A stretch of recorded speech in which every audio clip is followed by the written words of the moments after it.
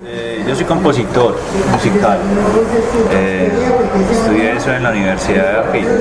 Pues como que aclaro mis credenciales porque soy un compositor más dedicado a la música académica, aunque trabajo música no académica, pero mi proceso viene desde la academia y se gesta en la academia y habita en la academia y en la calle también, con una gran influencia académica. Yo soy compositor, me formo pues desde NEAFIT, luego hago una maestría en estética donde enfoco todo mi trabajo también a la composición contemporánea. A mí me interesa mucho como las relaciones entre el sonido, la expresión musical y la estética en el ámbito pues actual. Entonces he trabajado muchos proyectos que tienen que ver con arte, tecnología, ciencia.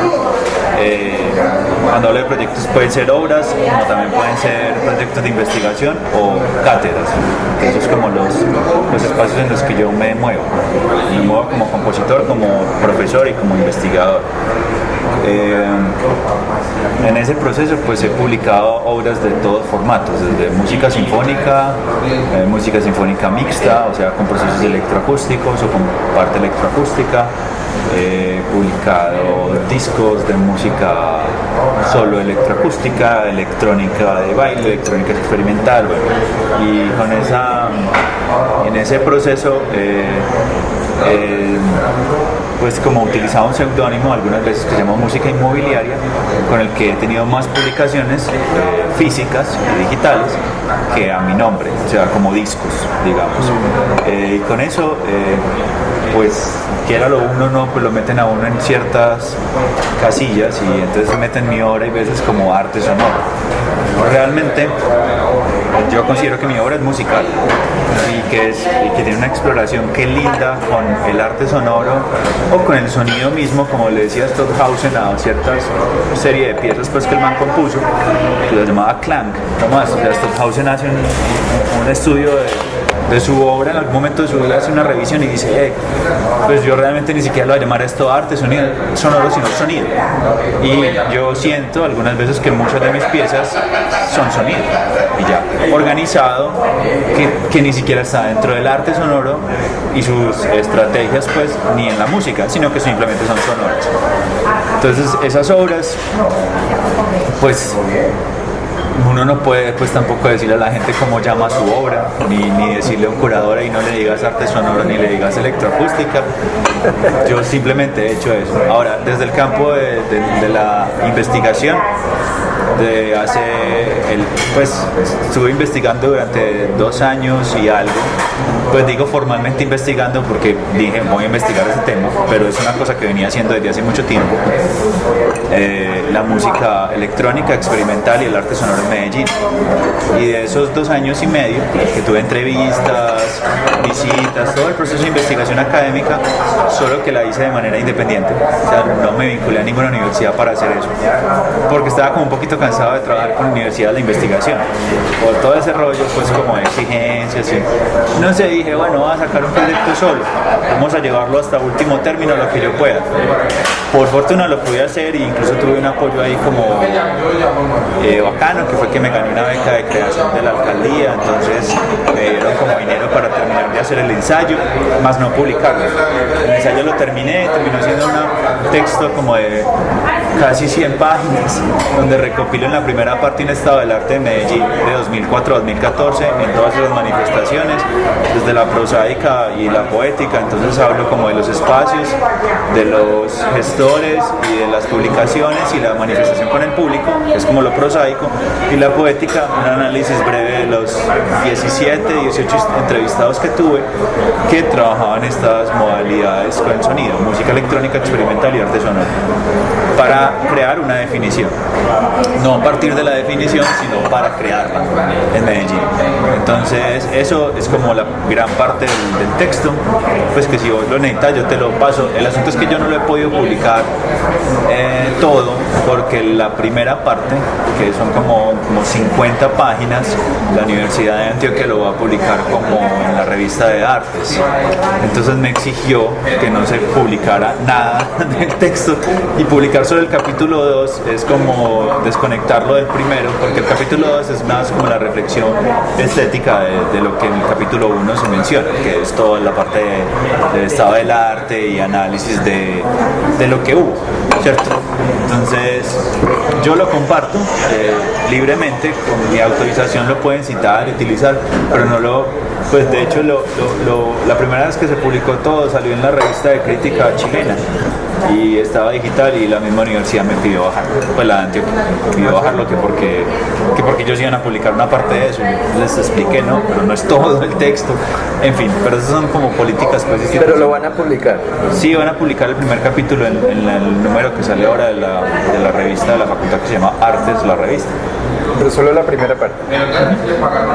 Sí, porque el texto completo está en negociación todavía, porque bueno, resulta que yo hago la investigación y listo, y es muy chévere investigar solo y todo lo que dije ahorita, pero a la hora del té, cuando vas a publicar algo, te exigen tus credenciales de investigación, y yo estoy desvinculado a grupos de investigación hace más de 2 años. Entonces listo, tengo una clasificación en conciencia, lo que sea, pero ellos siempre van a pegarse como de listo, ¿y esto dónde está vinculado con qué grupo? Entonces, en este momento la discusión ahí interna es como, bueno, ¿cómo vinculamos esto? Que es una discusión que no tiene nada que ver con el trabajo. En ese texto, entonces yo me di cuenta de que había como suele pasar, pues como con todas estas manifestaciones sonoras, de que hay una confusión que a mí me pareció al principio que era negativa en términos académicos de qué es música electrónica, qué es música experimental y qué es arte sonoro.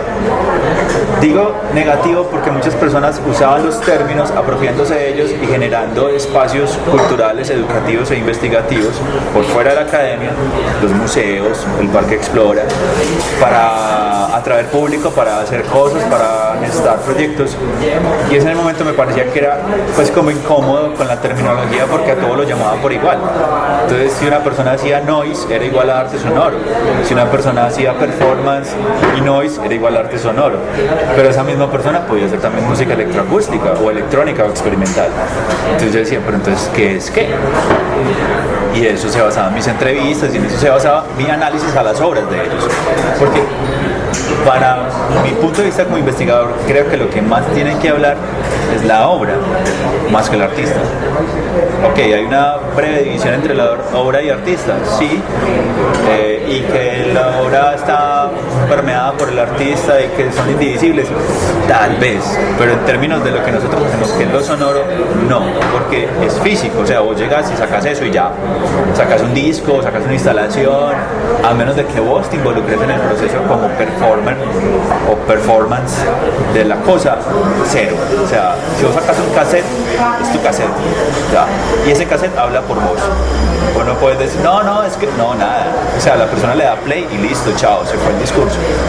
Que es mucho más potente que lo que pasa, por ejemplo, con otras manifestaciones artísticas, donde sí cae un montón de otras como licencias. Vos publicas un libro, entonces la gente puede buscar tu bibliografía o tu biografía, o buscar como citas del libro y no sé qué. En cambio con la música no, muy difícil, o con el arte sonoro, con la música electroacústica o experimental.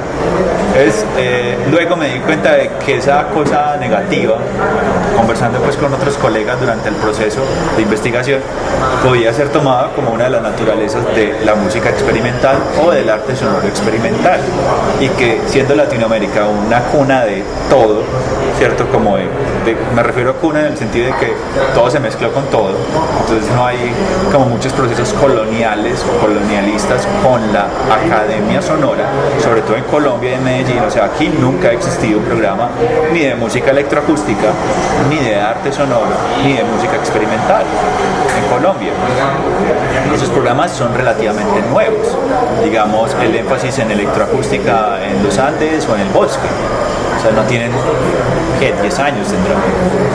Y entonces yo me di cuenta, listo, pues esas personas que hacen esto aquí en Medellín desde hace mucho antes, pues no tendrían por qué ser puristas, y tal vez esa hibridación es lo que hace que sea tan particular. Ahora, que ellos se den cuenta o no, pues no es problema de ellos tampoco, eso era el problema mío que yo quería descubrir, y ya. Desde ahí sale ese texto y esas investigaciones, y luego lo que seguí haciendo fue como, pues que es como algo que todavía hago, es como un ejercicio de hacer reseñas críticas en mi blog, y hay veces publico como en otros medios pues digitales donde escribo como críticas, pero todas apuntando a hablar de la música, ¿no? Y algunas veces hablo de proyectos experimentales, algunas otras no. Y bueno, ya en mi terreno académico como profesor, pues sí he asesorado muchos proyectos que tienen que ver con eso, como proyecto de grado y como proyecto de maestría. De esos han salido, el más reciente fue un proyecto de comunicación audiovisual, que fue un EP, un extended play, pues un disco de un chico de comunicación audiovisual que hizo una serie de piezas de música concreta inspirada en técnicas espectrales, basado en lo que pasa en el ámbito público, pues en el espacio público. Entonces hizo una serie de análisis previos antes de la grabación para filtrar los gestos que iba a grabar y que no iba a grabar antes de. Entonces hizo todo un proceso de investigación que duró un año y que decantó en un texto, pero que el resultado final era un disco, ¿cierto? Unas piezas que se llaman Paraíso Sintético, se llama el proyecto. El estudiante se llama Juan Pablo Gómez. Eso, otra vez, es un proyecto que es académico desde comunicación audiovisual, no es de música ni de arte, de la Universidad Antioquia. Ese proyecto en este momento está esperando ser publicado porque se nominó a Mejor Trabajo de Grado Universidad Antioquia, entonces todavía no se ha publicado porque está compitiendo. Otro proyecto que tiene que ver con eso es un proyecto que se expuso en el UMAM, se llama Darien Haiku. Ese proyecto lo asesoré yo también, proyecto de grado. Y eso es un proyecto de grado que es entre las artes electrónicas o artes intermedias, fue como lo que nos enfocamos mucho, que el sonido es gran parte del proceso, más no es una pieza de arte sonoro, ni tampoco es una pieza como el autor mismo lo expresó.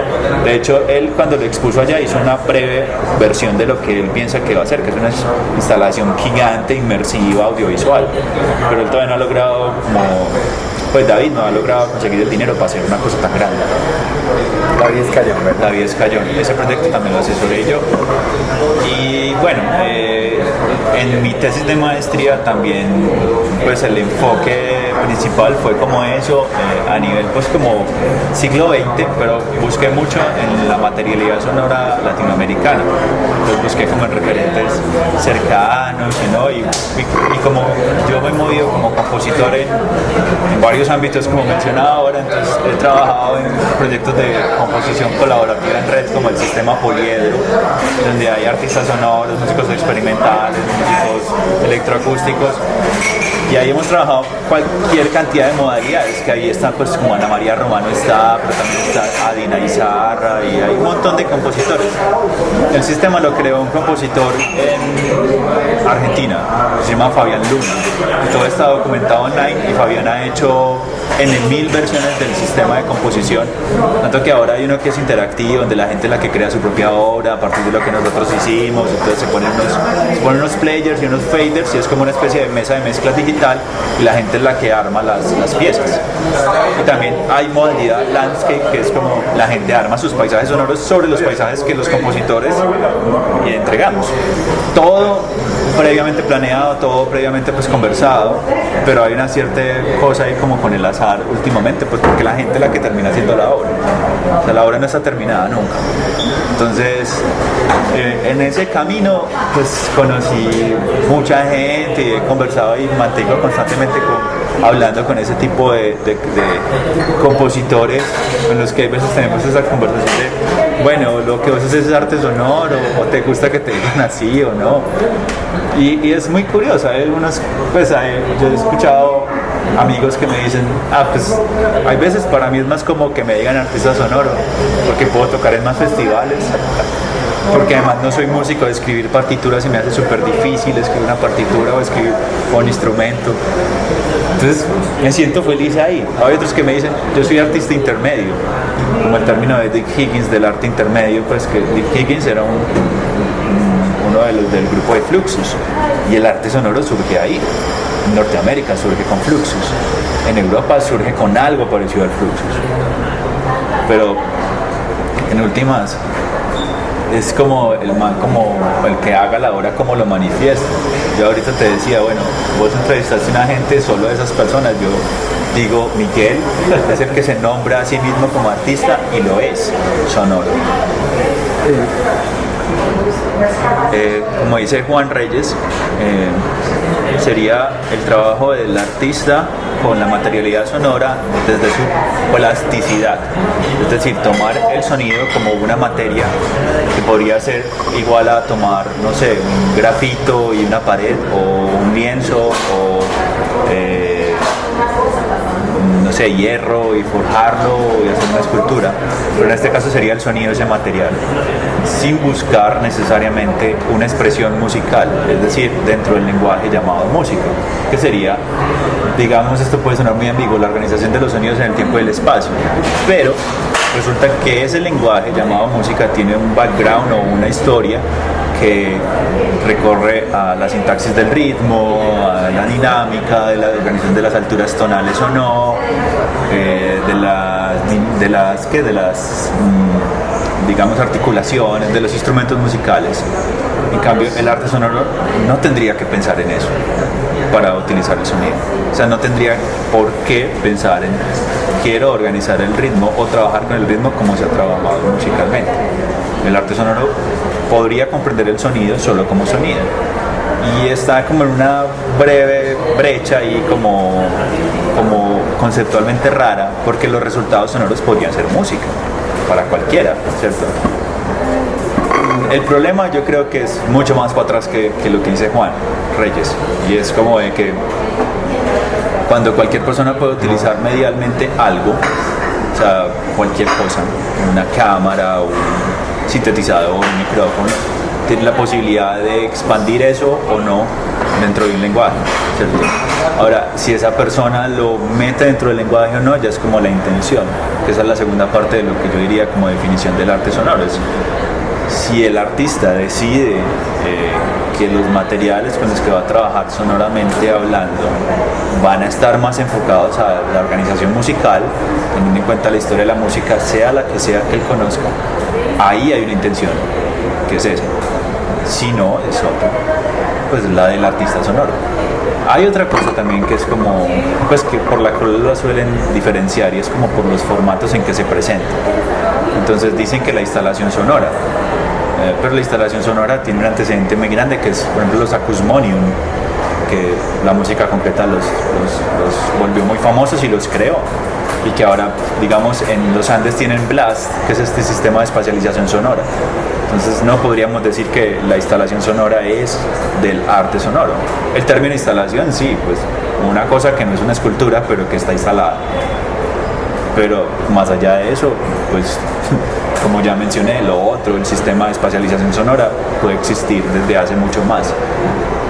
Lo otro es el performance. Digamos que podría ser algo como llamativo si los músicos no hubiéramos hecho performance por muchos años. Entonces, si los materiales en la mesa son otros, ¿se les llama arte sonoro?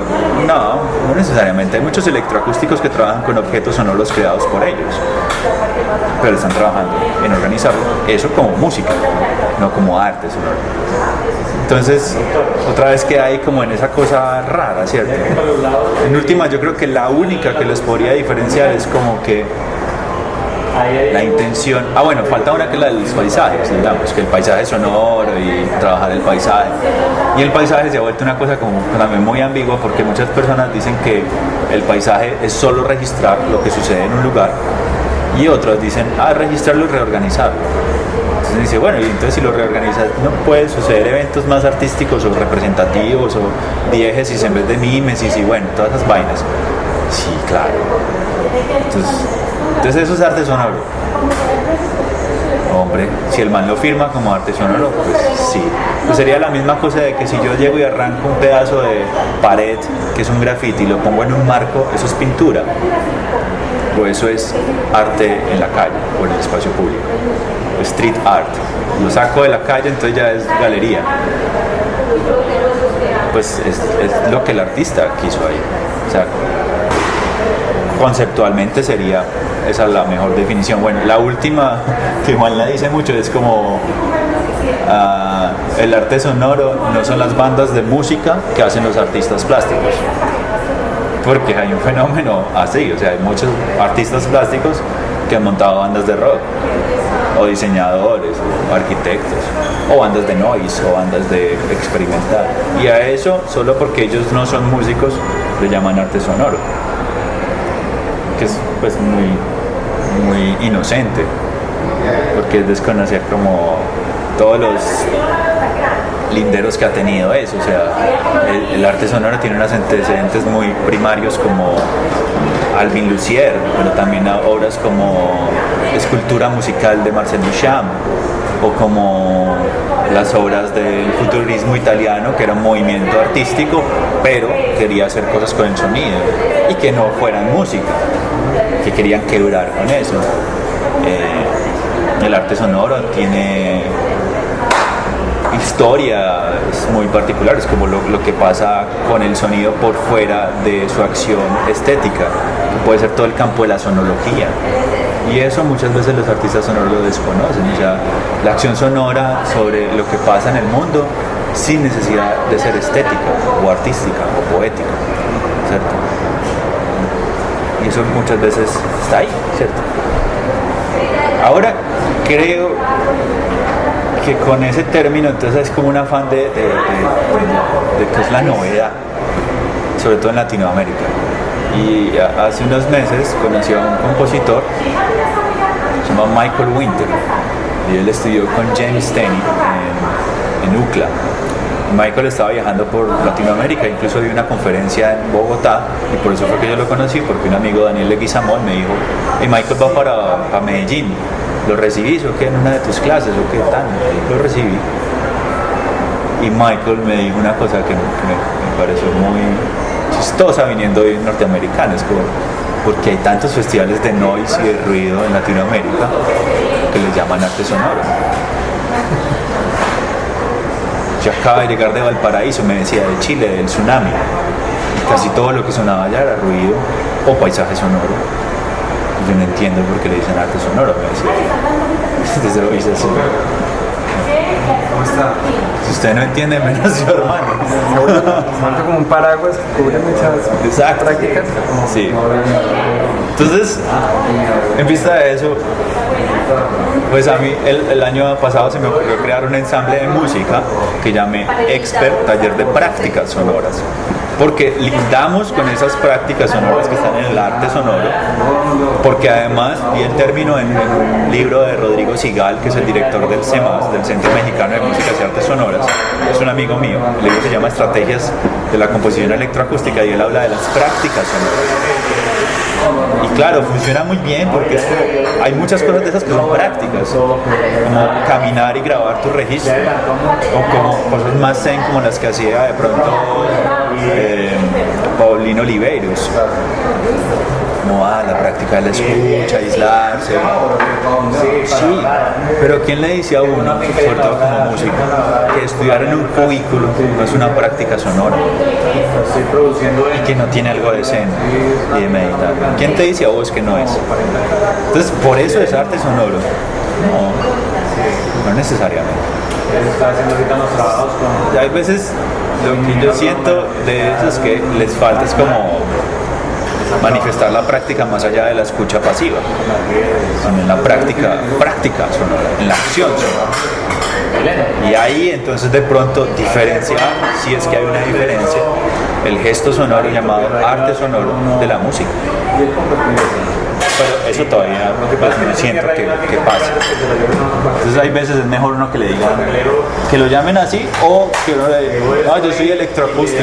Una vez en México yo dije, yo soy compositor, y un compositor me dijo, ¿qué haces acá? Esto es un festival de artistas sonoros.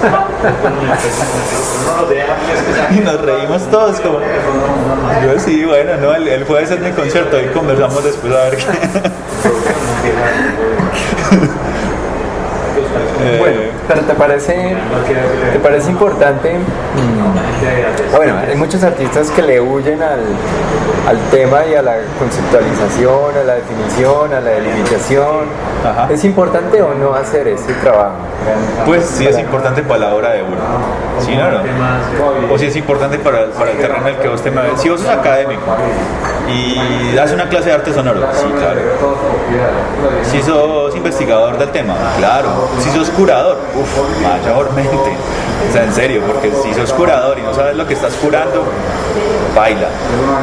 Es como lo mínimo que uno le pediría a una persona que está en esos lugares, ¿cierto?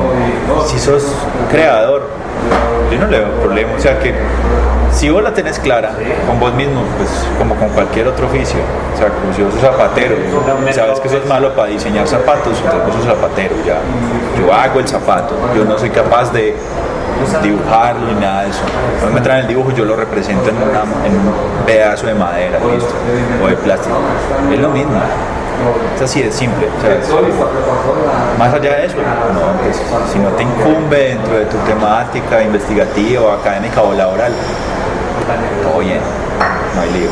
Pues aquí yo creo que realmente ese término se empezó a meter con el Museo de Arte Moderno, cuando empieza a hacer como eventos sonoros que tienen que ver, o me refiero a la última década, los últimos 5 años,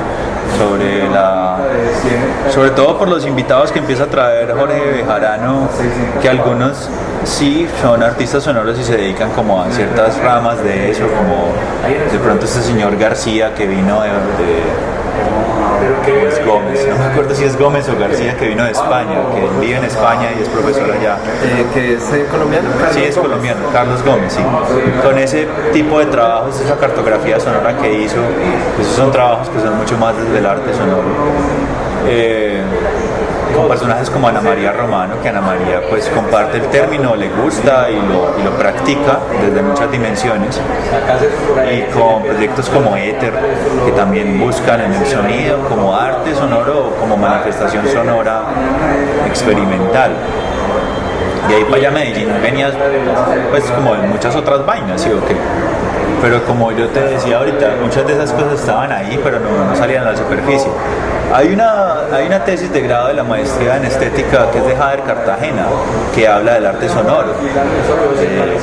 Pero ahí volvemos a lo que me preguntabas ahorita, como que sí es importante que la persona tenga claridad sobre eso, y en ese trabajo en particular yo muchas veces sentía que la persona no tenía claridad, porque el enfoque de su trabajo era mucho de lo que él hacía, no como un análisis externo de lo que es el arte sonoro. Entonces muchas de sus influencias como artista o sus análisis o enfoques eran desde su hacer, no desde el análisis, no desde la investigación. Entonces, digamos que eso es lo que ahora nosotros, pues cuando hablo de nosotros, como un grupo de amigos con los que hemos trabajado eventualmente juntos, hemos sido compañeros. Esas personas son como Miguel Vargas Fernández, que incluso da una cátedra de arte sonoro en el ITM y ha dado, dentro de poco creo que tiene una conferencia en noviembre que se llama Arte Sonoro Digital precisamente. Él es músico y después es una maestría en la Pompeu Fabra en artes electrónicas, digitales, perdón. Miguel ha trabajado el sonido desde un punto de vista investigativo, y de pronto desde la producción no tiene mucho, o no ha mostrado mucho, pero sí ha investigado mucho desde el punto de vista medial y tecnológico lo que pasa con el sonido. Entonces se ha dedicado mucho como a la creación de dispositivos y medios de manipulación sonora, que es uno de los campos del arte sonoro. También hablaríamos de pronto pues desde creadores, Marco Aluno, que es un compositor de AFIT, cuando empezó a hacer sus obras, en las últimas investigaciones que ha trabajado, pues el tema de la investigación no tenía nada que ver con eso, pero fue como un asunto medial. La investigación era sobre sound laser, que son sistemas de sonido que son 15.000 hercios hacia arriba, ¿sí? O sea, transmiten sonido a velocidad más rápida que el sonido. Entonces es ultrasonido, ¿cierto? Entonces cuando vos trabajas con esos medios, vos no puedes trabajar con todo el rango de la música, porque eso tiene un límite que es como 200 hercios. Entonces empezó a trabajar obras que tenían aplicaciones que están en el arte sonoro, como la instalación audiovisual interactiva o la instalación sonora. Y claro, eso está dentro del arte sonoro. Pero su investigación otra vez está enfocada a la física y a sistemas de transmisión diferentes. Y así ha habido un par de proyectos, pues, digamos,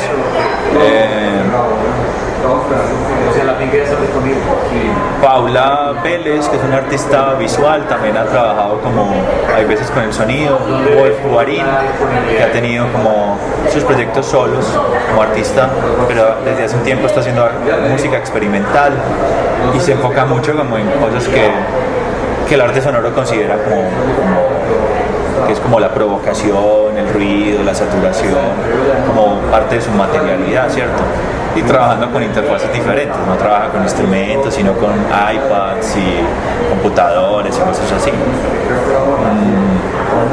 Pero son como casos particulares. Desde la academia es como lo que uno da en clase y lo que uno trabaja, y esos proyectos que suelen salir dentro de eso. Es como lo que hay.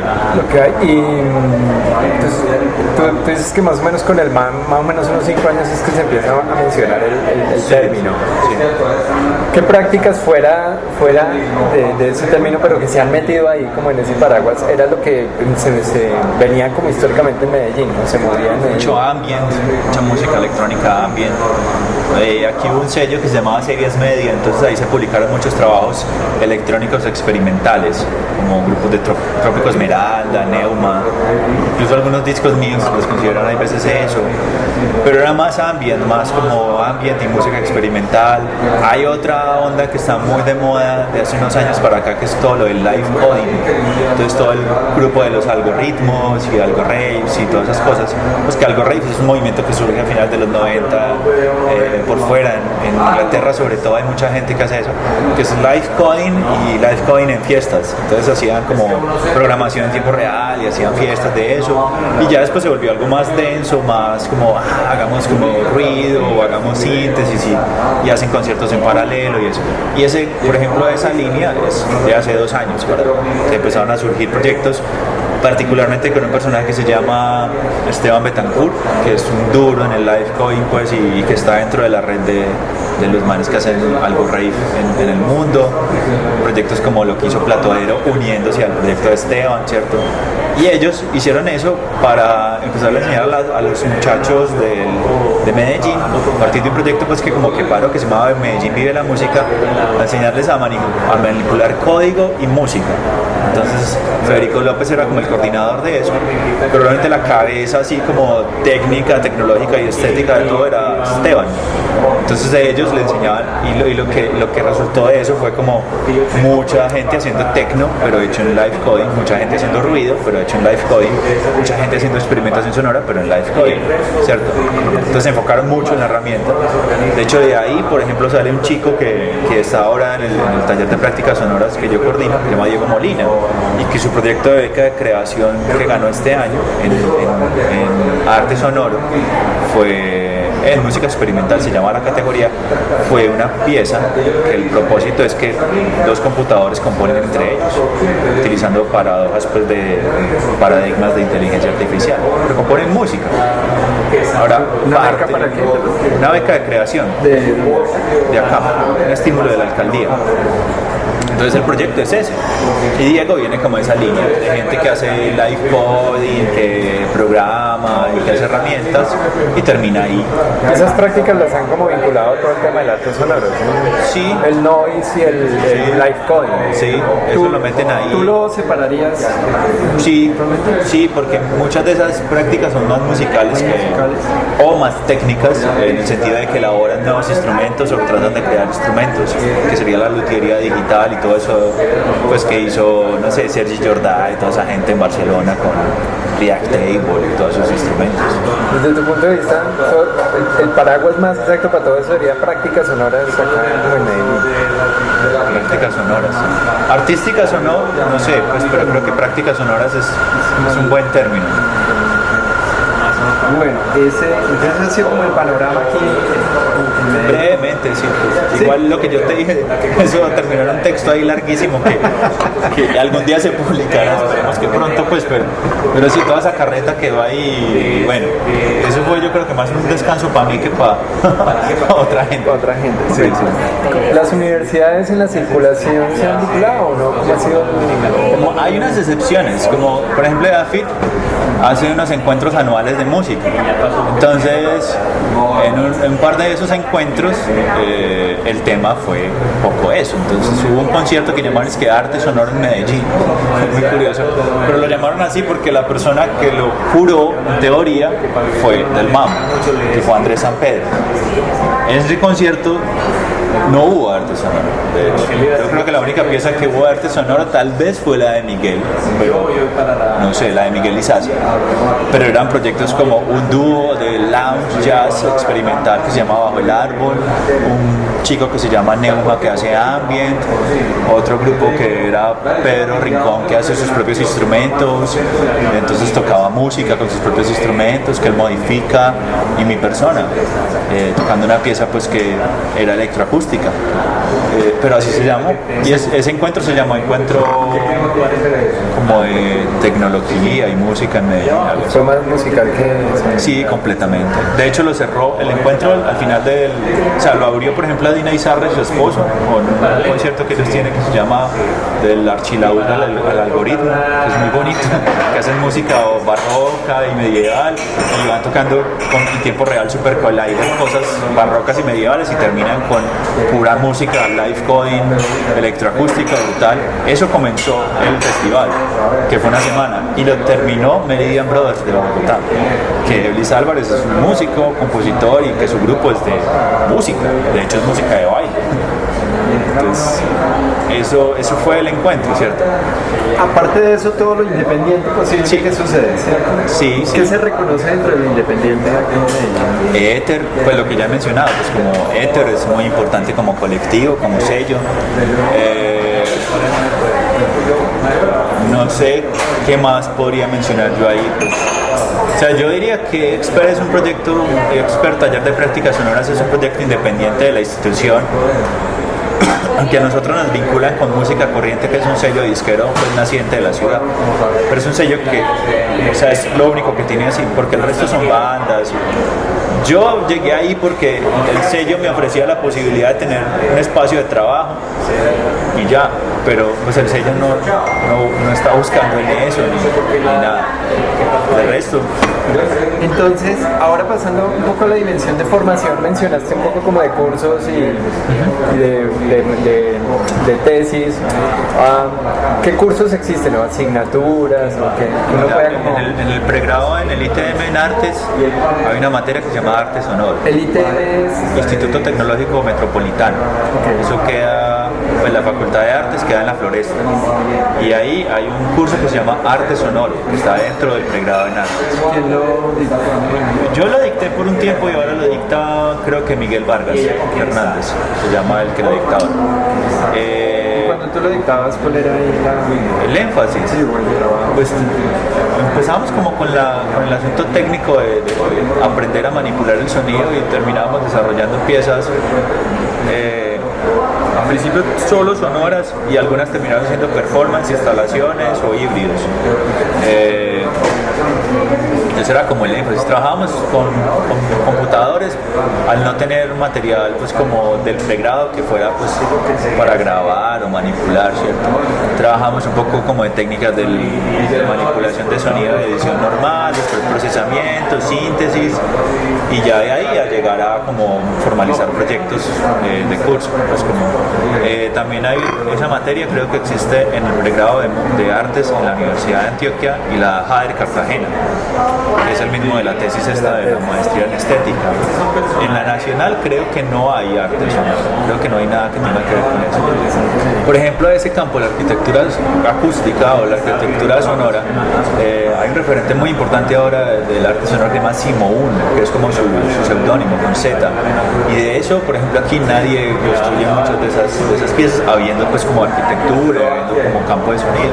Ese campo, por ejemplo, de exploración de la instalación sonora como la misma pieza que suena a sí misma en vez de obras pregrabadas y se disparan, eso acá no ha existido, o no hay registro por lo menos de ese tipo de trabajos.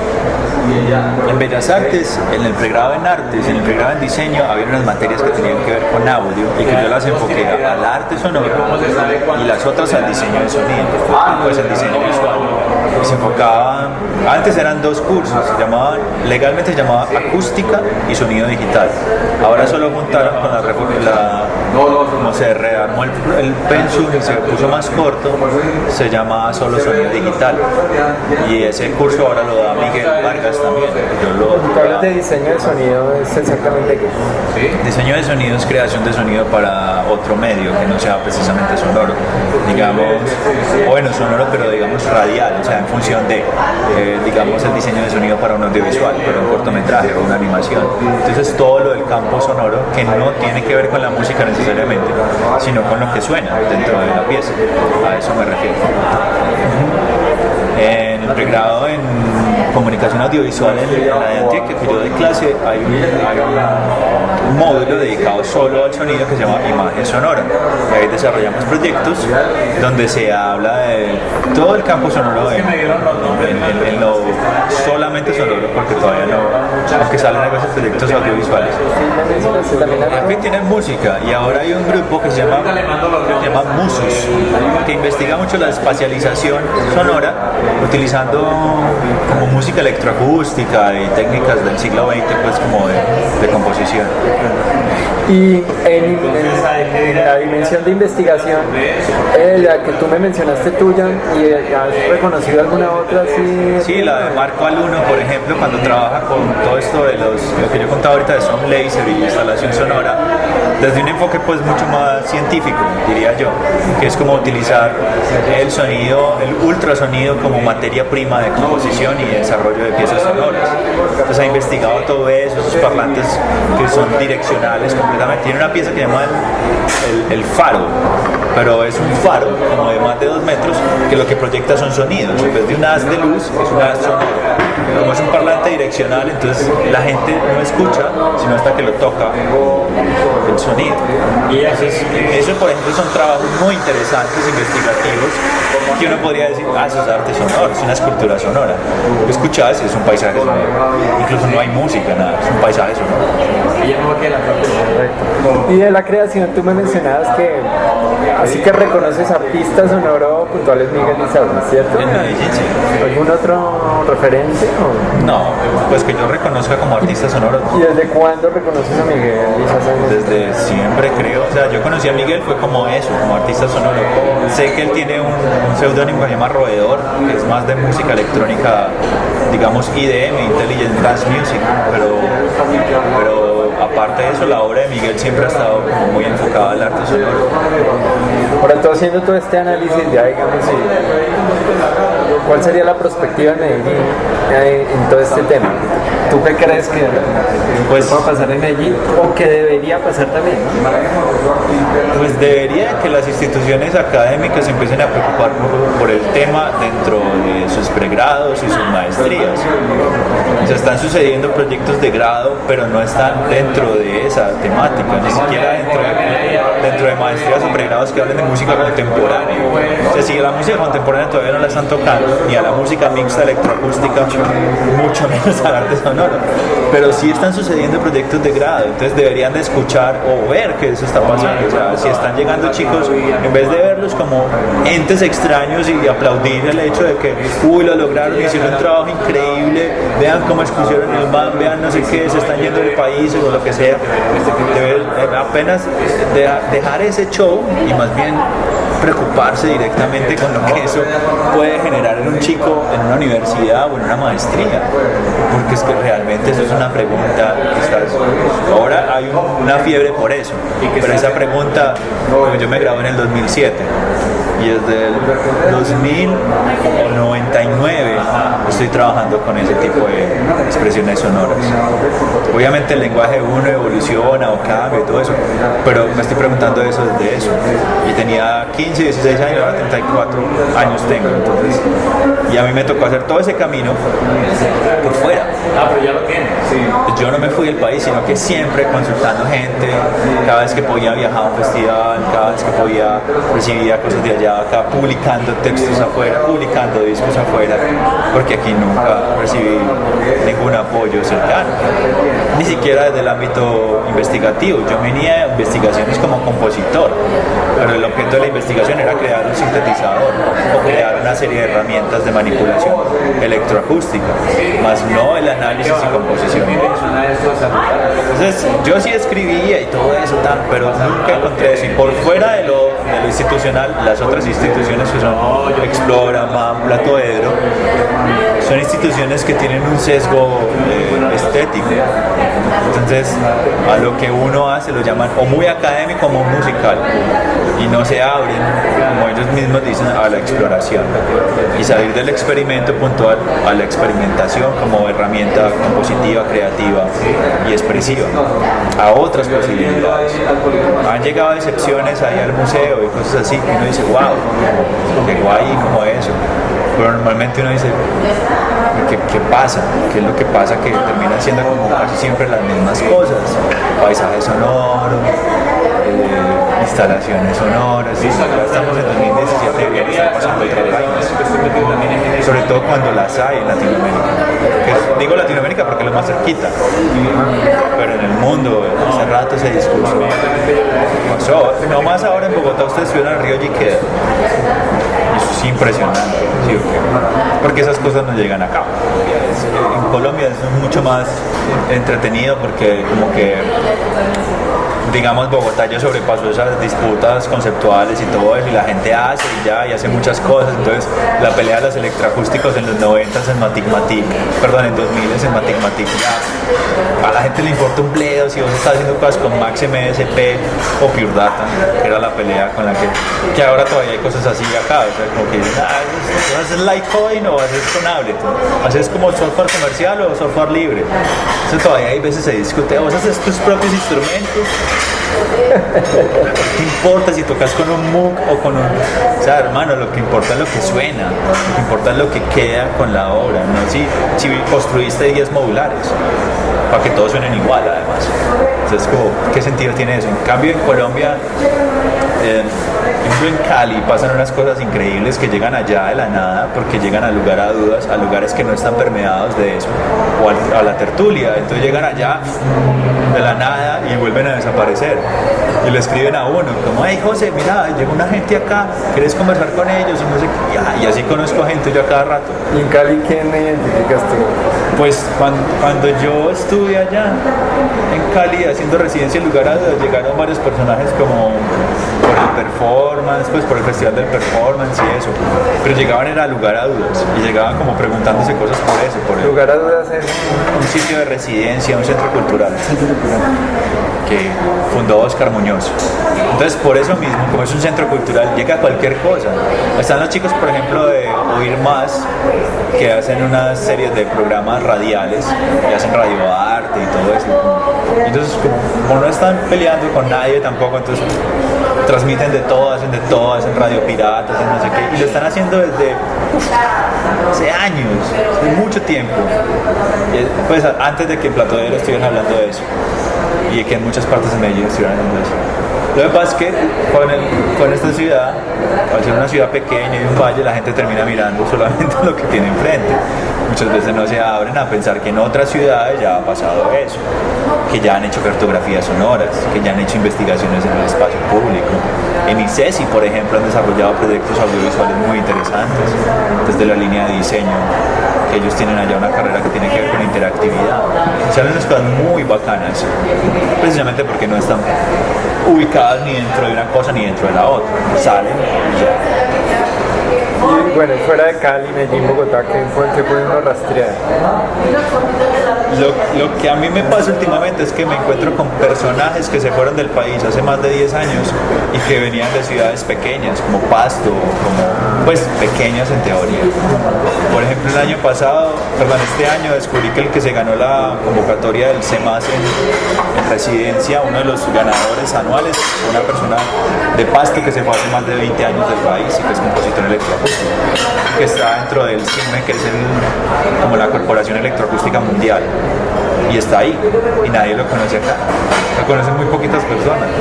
Lo mismo pasa con compositores que salieron de los Andes hace muchos años y se fueron. Ahora hay un señor que está dirigiendo el Centro de Música Electroacústica y Composición por computadora en Zurich, y es bogotano, colombiano. Ya. Uno llega allá, es como, pues yo llegué ahí porque estaba viendo los listados de premiación de un evento ahí X. Esa gente anda por el mundo. Entonces dice, bueno, claro, pues si no había acá, había que inventárselo afuera. Claro. O había que ir a buscar dónde estaba. A buscarlo, sí.